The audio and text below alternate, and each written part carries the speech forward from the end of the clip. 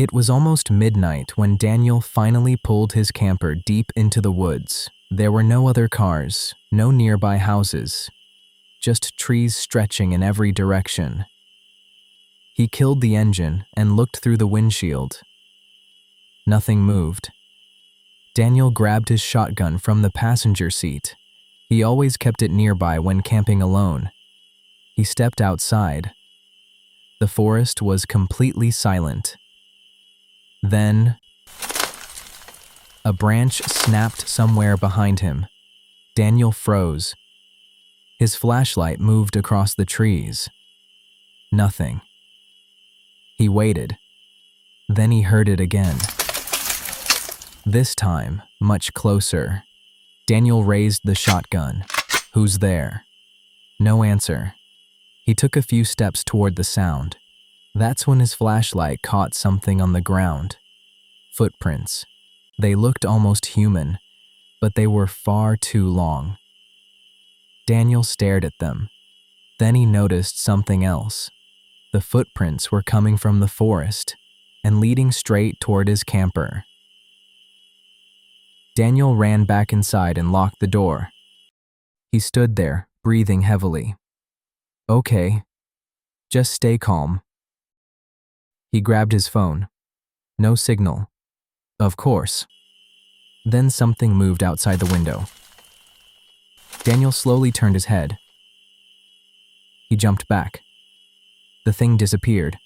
Daniel grabbed his shotgun and aimed at the window. Nothing. 10 seconds. Then, a long scratch dragged across the roof of the camper. Daniel looked up. Another one. Scray. Apey.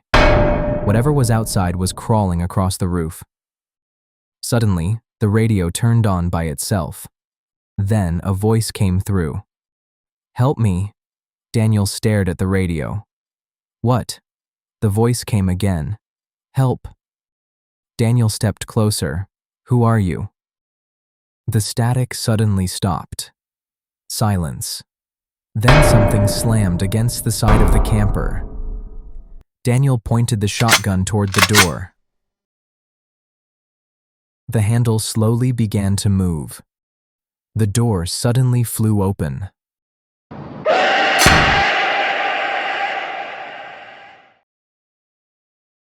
The creature was thrown backward into the trees. The creature was gone. Daniel looked into the darkness. He quickly got back inside and locked the door. He threw the shotgun onto the passenger seat and climbed behind the wheel. "Come on." He turned the key. The engine wouldn't start. No. Daniel tried again. Nothing.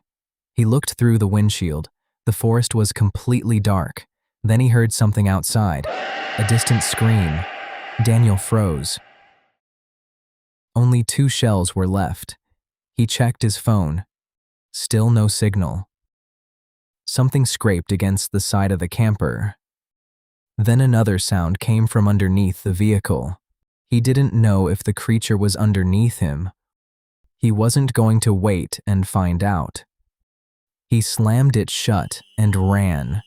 He sprinted into the forest. Branches hit his face as he pushed through the darkness. He didn't know where he was going. He just kept moving. Behind him, something crashed through the trees. Daniel looked back. Nothing. He kept running. Then he heard it, a long, high-pitched scream. It was getting closer. Daniel ran faster. His flashlight suddenly flickered, then died. He was completely surrounded by darkness. He kept running anyway. His breathing became heavier.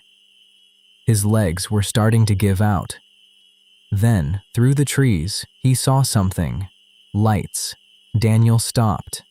For a second, he thought he was imagining it. A police cruiser.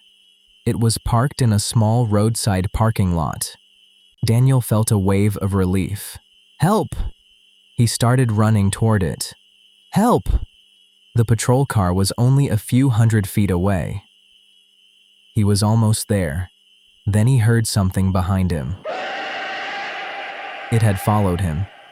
He was only a few steps from the parking lot. "Help me!" Then his foot caught on a root. Daniel fell hard onto the ground. He tried to crawl forward. "Please." He looked toward the patrol car.